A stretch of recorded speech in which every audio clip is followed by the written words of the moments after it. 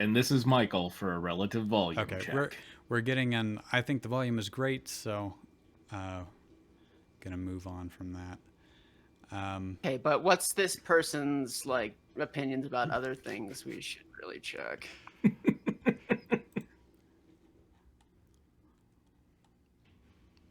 Michael and Tracy equals peeps. Indeed. That we do. Hey. Yeah. Okay. In that we're not allowed to be a part of Halloween this year. Is that a thing? I missed that. They did something. They were not like upping production for Halloween or something like that, or making Halloween versions or something. Gotcha. They found that peeps caused COVID. Chapter 14. Michael, do you want to read the narration? Sure. I just is your gamer wife Shauna? Yes. So Shauna asked both you do quip tracks too, right? And so Oh, yeah, I just figured. Tracy and I do quip tracks. Michael, well, you've helped write quip tracks in the past. Right, I wrote bears for signs. You wrote that one word, but what a word! Yeah, and we worked together a lot for disc 1 of season 2 of Voyager. So correct. Yeah, maybe we'll do like a whole month where we stream Voyager. Or a year. All right. Yeah, but yeah, I'll do the narration if so like in case anybody doesn't know, I'm in Portland and Portland is currently on fire. I've had everything closed for over a day, but like I can't really tell anymore, so my voice might give out at some point here, but I'll give it a shot. Fair enough. Pikachu made his way back to the Pokemon Center, where several of the traders' Pokemon were still resting up from their first round battles. Of course, they had all lost. He wasn't surprised. I'm sorry, I think we read this. Yeah, last this week. Rings a bell. Yeah. So we might be on chapter 15. Ash grinned. Chance to humiliate Misty and gain 2 more powerful Pokemon? I'm down with that. Okay. That's right. He and welcomed then Gyarados. something from Journey kicks in. Sean is asking if I'm okay. Yeah, it's much better. So just very quickly, because of course we want to get to the end of the ultimate betrayal here. But over the weekend here, it was 512 on the air quality index out of 500. That the max on the scale was 500, and we hit 512. We're just in the mid 300s right now. It's like just deadly to children. So. Yeah, I'm decent. I don't have a pounding headache like I have had for the past couple of days. So, all right, the video was completed sooner than Ash could have expected. So that evening, he made plans to show it the following morning. Right, and this is a video of them making Misty look like a whore. Is that right? Yeah, I don't think they went into too many specifics about this video. But okay, but it's something to embarrass Misty, right? Yeah, some kind of mudslinging video, yeah. All right. He and Serena also uploaded the video on Pokevision, so it would gain even more viewers. The strategy proved successful, as within 2 hours, it had over 5,000 views. That's good for Pokevision. Yeah. Well, is it? I guess we don't know. Oh, yeah, for Pokevision? Pokevision is, I mean, let me put it this way. Have you ever even heard of Pokevision? I don't live in Pallet Town. Well, it's real, and so 5,000 people that know about this video and have seen it's pretty good. Real. Okay. Let's try to keep up, Michael. Wow, people really I'm seem sick to of be these into this. Pokevision deniers, you know. Really have no more patience for it. It's like Eurovision. We just the U.S. just isn't part of it. Yeah. Sorry, did you get to finish the line, Tristan? I did. Serena remarked as they continued. Serena remarked as they continued to watch the view count increase. Soon, it had over 1 million views. That's definitely a lot. It means the humiliation is going to be successful. Ash replied. Hi. For real? Yeah. The humiliation is going to be successful? It looks like the humiliation is a success. Well, hi. She always gets excited for fan fiction. Speaking of which, I should probably check to see how the others are doing with their part of the job. What was true? Oh, he was the new. I think he was I was giving Kermit, him right? Yeah, he was shitty Kermit. All right, we'll see you later. Drew said, clapping him on the back. Ash left his house and went to find Sapphire and Greninja, who were sneaking out of the competitor's hotel with Jade's bag loaded with photographs. When they saw Ash, they immediately changed course and walked over to him. Hey, Ash, I think we've finally got enough pictures. Greninja greeted him. You wouldn't believe how many embarrassing photos we got of the traitors. They do a lot of stupid things when they think no one's looking. Idiots. Sapphire. Okay. One of his children. Yeah, you should see some of Dawn's clothes. Sapphire added scathingly. Does she only put them on in private when she thinks no one's looking? It doesn't matter. It's embarrassing. They're slippers. They really don't care. No one's gonna She care looks about like that. she's some sort of prostitute. So, like, they just caught her Prostitute. undressing and took pictures. She looks like a prostitute. Yeah. Excellent. In private. Great work, both of you. Ash praised them. So, Pikachu managed to get more of their Pokemon on our side as well, and Serena, Delphox, Drew, and I finished the video. Greninja and Sapphire smiled with excitement. I guess that means the revenge is really about to take off, isn't it? The Frog Ninja Pokemon commented. It's about time. I can't wait to see the looks on their faces.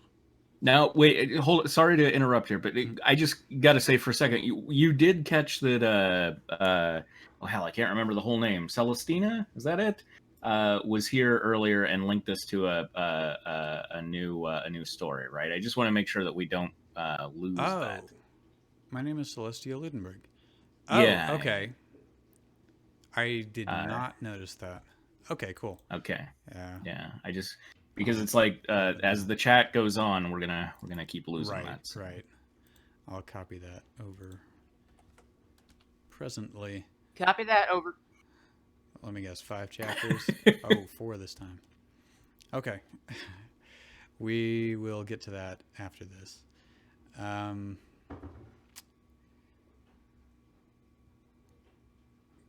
So it's neither can I. Neither can I.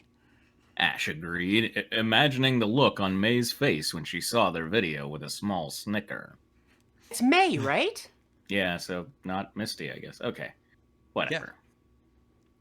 Did somebody say Misty? I said Misty. Oh, gotcha. See a few times. I think it's in the story. Oh, It definitely says May here this time. They were talking about Misty in the previous chapter. Maybe there are probably multiple plots going on, right? Yeah, this guy's got a lot of irons in the fire with this story. Yeah. A lot of threads to follow. We'll be showing the video tomorrow morning on the large screen in the stadium. For now, though, you can both take a rest. You did a great job. All right, Ash, we'll see you later. Greninja replied, waving to the raven-haired man. Oh, that's a drink. Sapphire and Greninja walked back towards their house. Ash, meanwhile, went to find his other daughter, who was hard at work in the Pokemon Center. Several pages of paper were lying on the floor in a small stack. Jade herself was still writing fervently and didn't seem to realize that her father was standing behind her. Hey, sweetheart, is it coming along well? You know, that's what I like. We get to see the human side of Ash as well. You know, calling her sweetheart and everything. Ash asked his daughter, causing her to jump slightly. She whirled around, but relaxed when she saw who it was. Yeah, I'm almost done. I just need to finish this last bit. Jade replied, continuing to scribble away. And done. She declared, dropping her pen onto the table with a sigh of relief. She picked up the stack of papers and handed it to Ash. Here, tell me what you think. Ash took the papers and flipped through them slowly, reading word for word what Jade had written. His lips twitched in amusement as he came across phrases such as, the most brilliant failure of a coordinator of all time. Oh, they're doing something about the Fry Festival. And a complete embarrassment to gym leaders everywhere. She had even written a very convincing rumor about Silin? Chillin? Kylan? Salon cheating. I don't know. Silin cheating in a Pokemon connoisseur battle. He almost believed her story himself. Pokemon connoisseur battle. Are they eating Pokemon? I imagine it's like a Magic the Gathering commander battle, but I don't know. Each contestant picks a Pokemon to be the connoisseur, and they can summon the... Okay.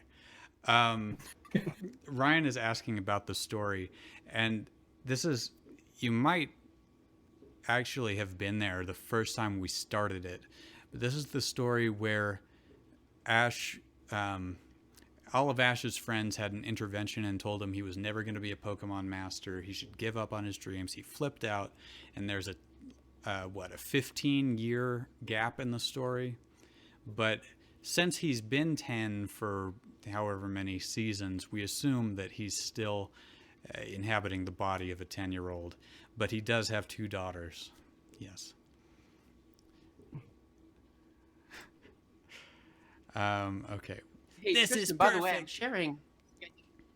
Oh crap! You're drawing? I don't have anything so far, but yes.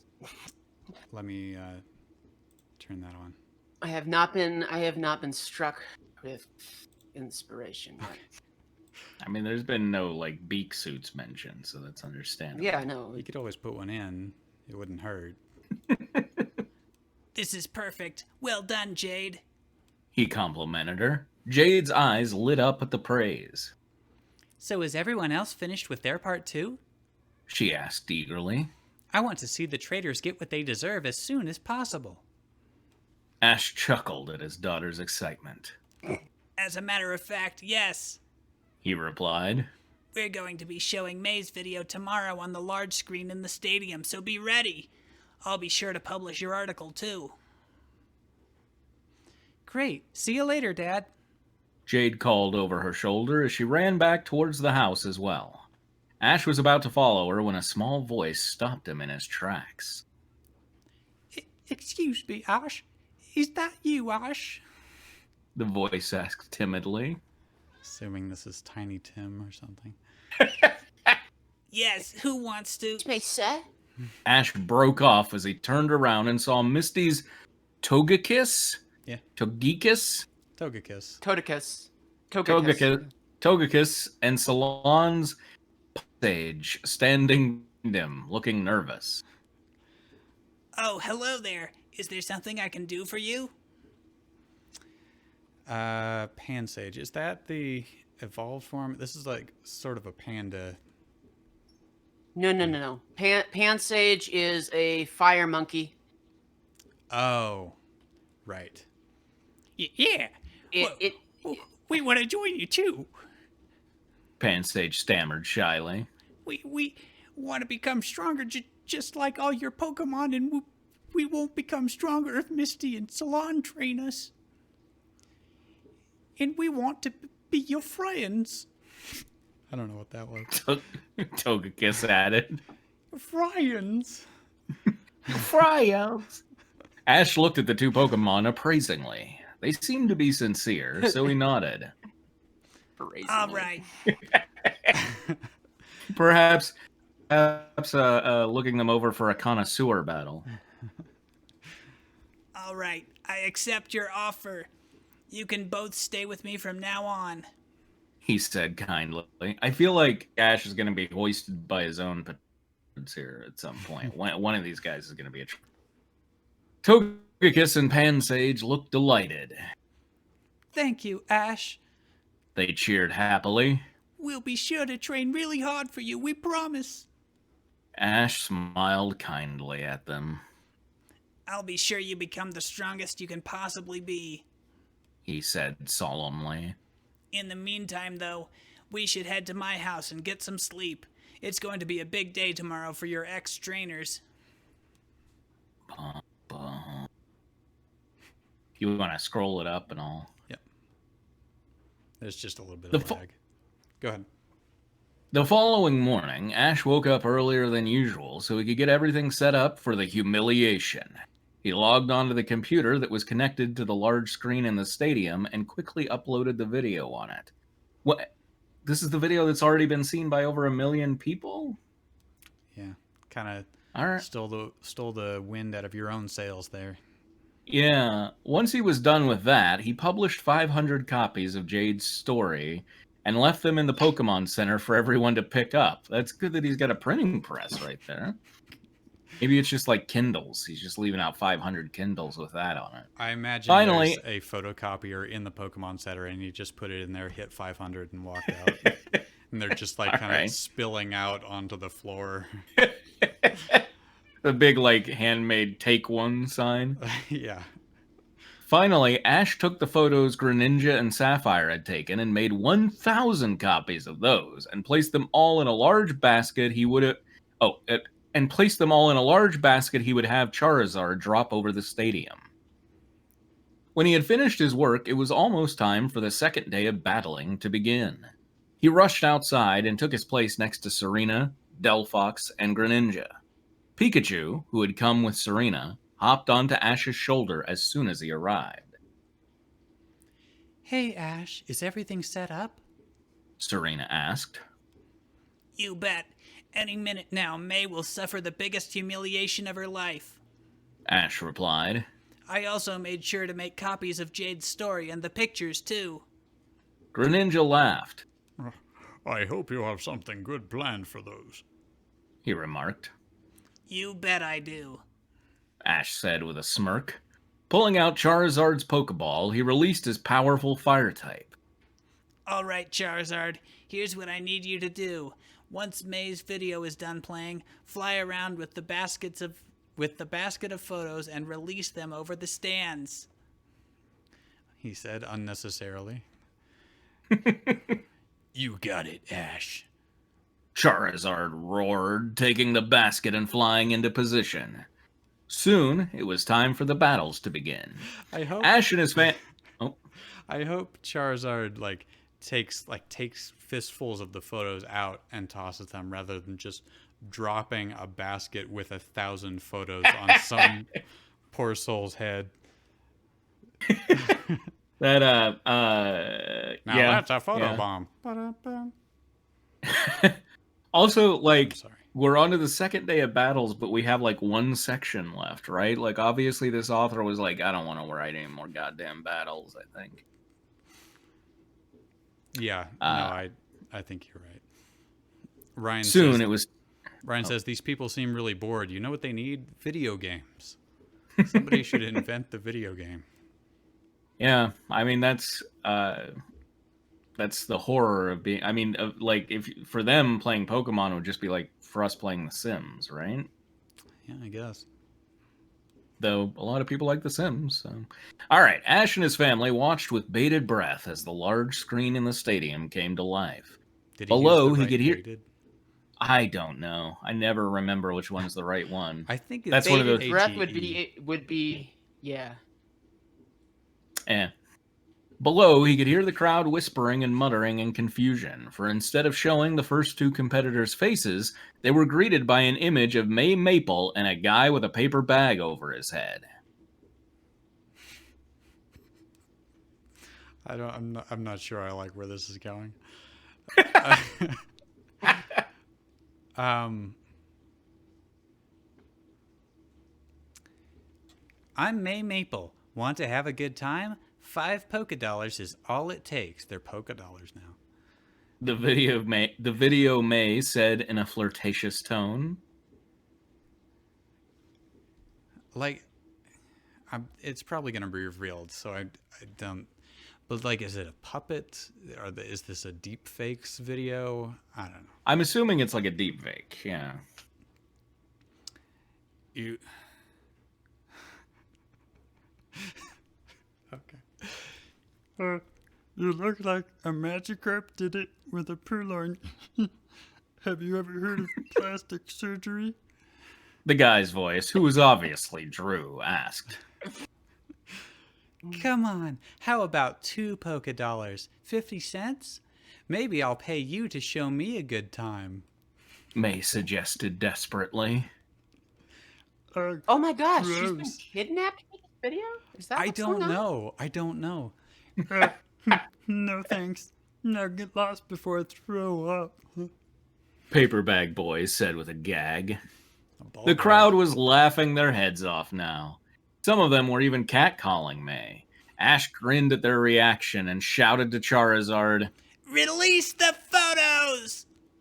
Charizard took off, sending the pictures flying all over the stands. The laughter grew even louder as people started picking them up and got a good look at them.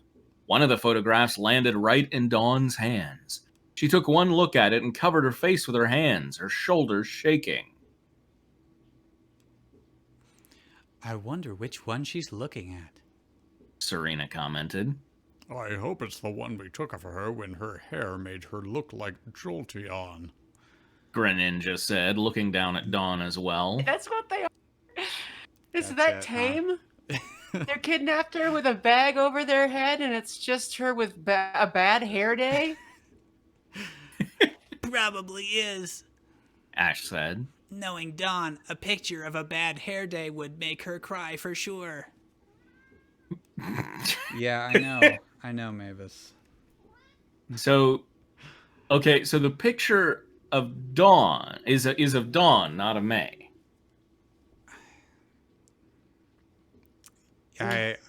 It's not clear, honestly. Because it said, knowing Dawn, a picture of a bad hair day would make her cry. So, like, to me, that seems like the pictures are right. maybe multiple people, I guess, because he asked they which did- one did she get. Yeah, whatever. Let's move on. Okay. It's sad that it feels like at least up to this point we've known what was going on. You know what I mean? And now it's kind of losing cohesion as the climax nears. It took quite a while to get everyone settled down again. Of course, Ash could have quieted the crowd if he wanted, but he was perfectly content to sit back and let everything play out.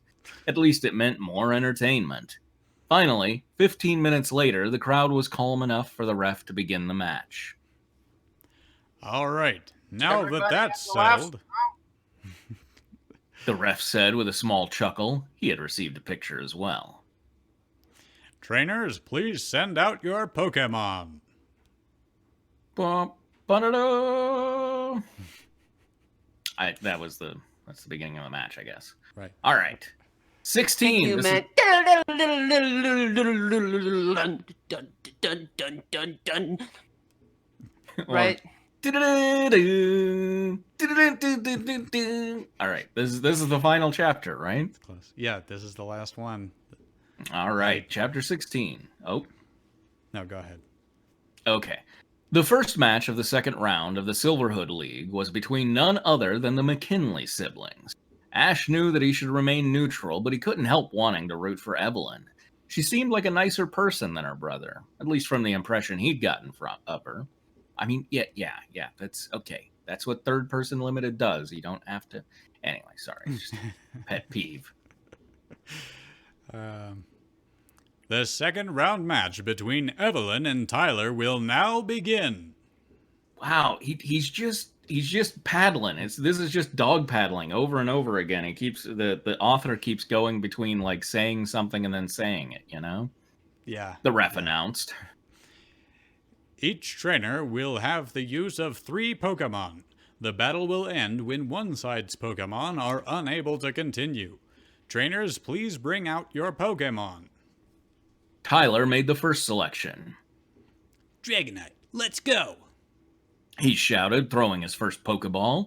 A large yellow-golden dragon Pokemon materialized on the battlefield, letting out a roar as his feet hit the ground. I wonder what Pokemon Evelyn's going to counter with. Pikachu said, looking at the young girl. Bisharp, come on out. I never know if it's Bisharp or Bisharp. Like, is he supposed to be? I think it's Bisharp because he's a bishop. That's the pun. I was gonna say, can he marry you? Like, is that? It's like he can marry you or he could cut you. It'll go either way. Exactly. Bisharp, come on out. Although if he's Bisharp, that leaves some other possibilities. Evelyn called, tossing her own Pokeball. He cuts both ways, if you know what I mean. Anyway, the dual Dark and Steel type took its place on the battlefield across from Dragonite. Ash could tell that Evelyn's Bisharp was female, which surprised him, since female Bisharps were hard to come by. The Catholic Church won't raise anyone to a Bisharp.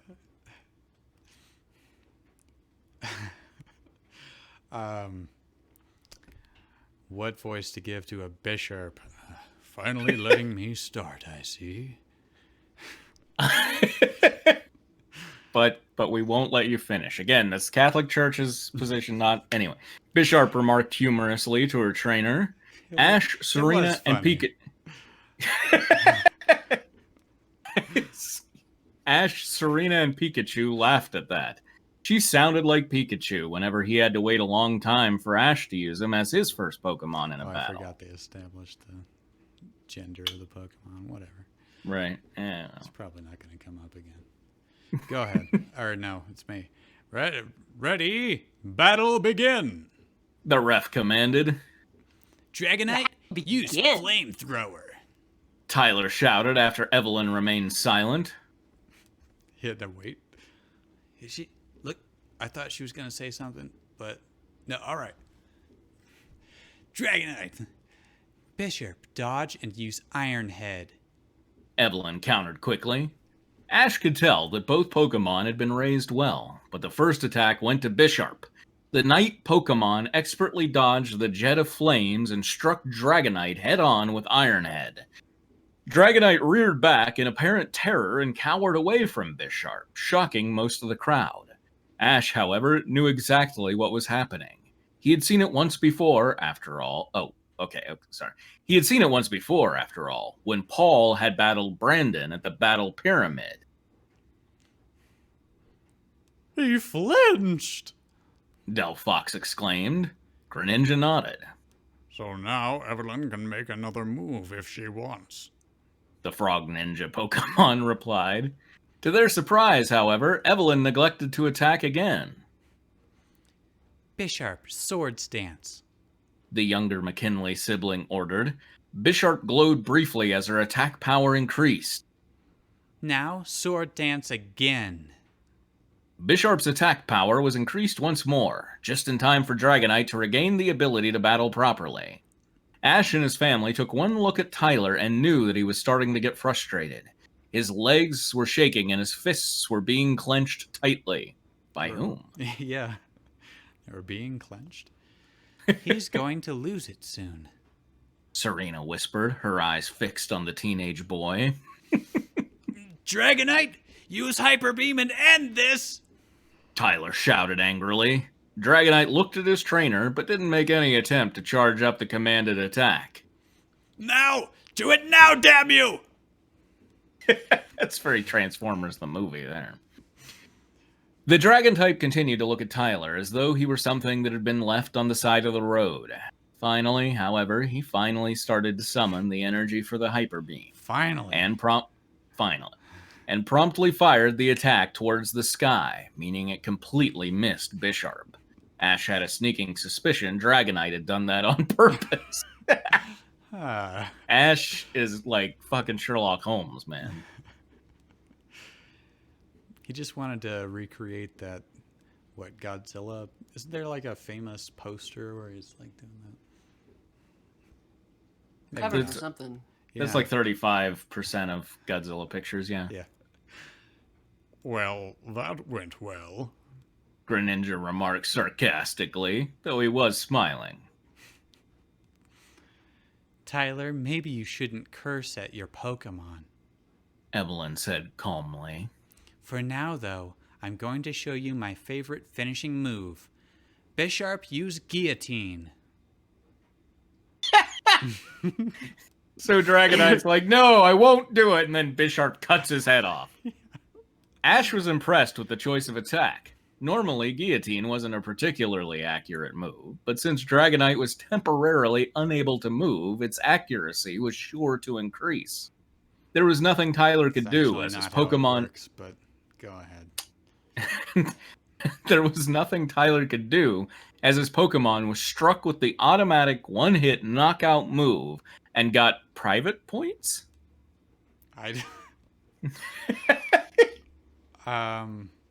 Tyler got private points? I have no idea. Oh. Also, I must excuse myself. I have private points. Also, why? Ryan's asking, what did he guillotine off? Also, why use Sword Stance, which increases attack power if you're going to use a one-hit KO move? I mean, maybe Dragonite's private points were maybe that's what got cut off and they fell into Tyler's hands. Dragonite is unable to battle. This round goes to Bisharp and Evelyn, the ref declared. Yes, great job, Bisharp. Evelyn cheered. Bisharp turned and raised a bladed hand in triumph. Oh, all right, now take a rest. I might need you again a bit later. Tyler recalled his fainted Dragonite with a scowl. I remember him. Dragonite, return! He said coldly. Ash saw him glare at Dragonite's Pokeball before he shoved it back in his pocket. Do you tell fainted Pokemon to return, or do you just suck them back? It doesn't seem like scoop them much. up. I guess it depends on whether you're a good trainer or a bad trainer. Yeah, if you're a traitor or not. Shoved it in his back pocket. Did we read that? Yeah. Wow, that was impressive, Serena remarked. She must have known that if Hyper Beam missed, Dragonite would be wide open. Yep, and then Bisharp's Guillotine did the rest. Ash finished. Unnecessarily. Yeah. After all, a low accuracy attack like Guillotine is best when used against an opponent who can't dodge. Greninja added, sounding a bit impressed as well. But also unnecessary. Meanwhile, down on the battlefield... What's that? No one's ever thought to use a low accuracy attack when they can't dodge. Yeah. Meanwhile, down on the battlefield, Evelyn had called out her Espeon to go up against Tyler's Glaceon. As they watched, Evelyn called for a Psybeam for her first attack. Glaceon couldn't dodge in time and was struck by the Psybeam, confusing the Ice-type Evolution. Evolution. Okay, got it. Evolution. Glaceon, no! Snap out of it! Tyler yelled, panicking. Unfortunately, his words didn't seem to reach Glaceon, who continued to stumble about as though drunk. Keep up the pressure with Quick Attack, Evelyn ordered. Ryan says, isn't this all as you know type talk for fans of Pokemon? Yeah, except for where he's getting it wrong. So. Yeah. He's taking a couple liberties. But yeah, as you know, Pikachu is 17 stories tall.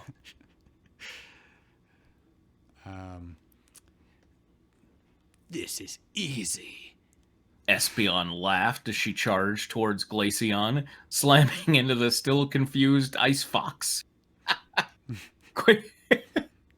I don't know the Pokemon, and so, some of these descriptions I'm enjoying. Quick Attack sent Glaceon flying into the air, where he landed with a sickening thud a few feet away. He looked to be in pain. However, he finally managed to snap out of his confusion. Finally!